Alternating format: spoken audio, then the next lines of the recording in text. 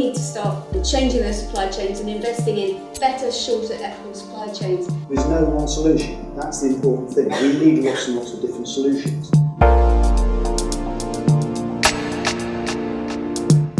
What we need to do is position the issue of plant-based food at the centre of low-carbon transition. And one thing I hear a lot is that people don't want to change, whether that's farmers or consumers, but saying that people don't want to change is actually irrelevant now, because we can't use that as an excuse anymore. We either change to align the agricultural sector with the goals of the Paris Agreement, or we change in response to the impacts of climate change. We're incredibly interested in the complexities of the food system, because we see so often one solution, like climate change, causing problems in another part of the system. So it's got to be a system change, and everybody involved in directly influencing that needs to recognise that and understand their part in the system. Oats is our national crop. We need to be playing to our strengths. Things that we can grow, the farmer beans, the oats.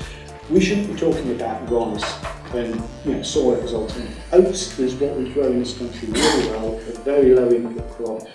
We need a national food culture that is shaped around what our strengths are. I think the transition to a sustainable food system will be one which is picking up on the role of small farms, and small farms can be small farms are more productive than large plantation agriculture, and this is the issue which we need to debate. I think we need to be asking for regulation. We need to be asking for ultimately the retreat of the factory farm. I mean, I'm sure we're all agreed with that. That should go. No questions there. How do we get to that point where we do have an end to factory farming? Deep transitions are possible. The agricultural sector can make a massive contribution to meeting the Paris goals. I think what I would really like to see is learning more from those farmers who are already doing this. So do really detailed case studies and figure out how we can basically ramp up what they're doing across the UK and the world. We compared sort of the health impacts of different Brexit scenarios with a scenario if the UK stayed and instead tried to put its weight after behind reforming the agricultural bill or the common agricultural policy, and just reorienting 30% of the subsidies that now go into stable crops and livestock into fruits, vegetables, legumes. And just with that 30%, the UK would have a reduction, would produce massively more of that, and if consumption follows production to some degree, you would have a net positive impact. I think it was like 2,000 less diet-related deaths per year, which is really quite something. And you would have that not only in the UK, but in every other European country. People are consumers, but they are also citizens, and they have a say. You should have a say in your food system through what you buy, but also through how your politicians, your local authority, your local trading standards officer, your local farmer, what they do. So it's having that say should be part of what we're all more involved in. It shocks me every time there's a general election. Food is right down there at the bottom of the agenda.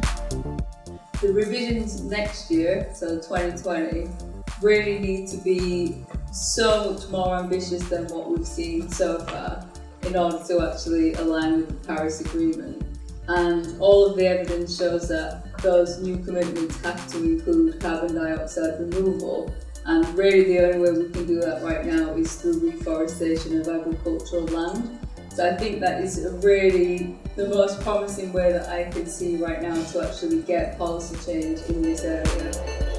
I do always say, do get in touch with your MP and your councillors, always badger them, and I have known MPs to change as a result of constant, letters, visits, getting your MP to your site, to your initiative, get involved with your MP directly. If you just go to your MP and say, we need to be doing more about veganism, we need to be doing more about climate change, we're going to get nowhere. So they love getting in behind the success story. So find a success story and then go and ask them to support where there's barriers. And if we go and ask for something specific, we'll get results. If it's just this wider policy stuff and expecting it, I think it will just be debated ad infinitum and changed over the years. most of that cropland that's been subsidised actually goes to animal agriculture, so I think in that case it's definitely not a good thing to be subsidising a highly polluting industry.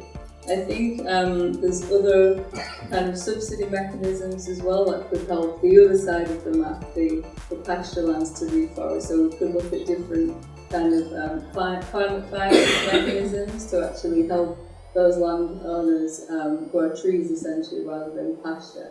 So it's not necessarily just focusing on agricultural subsidies for this kind of shifting.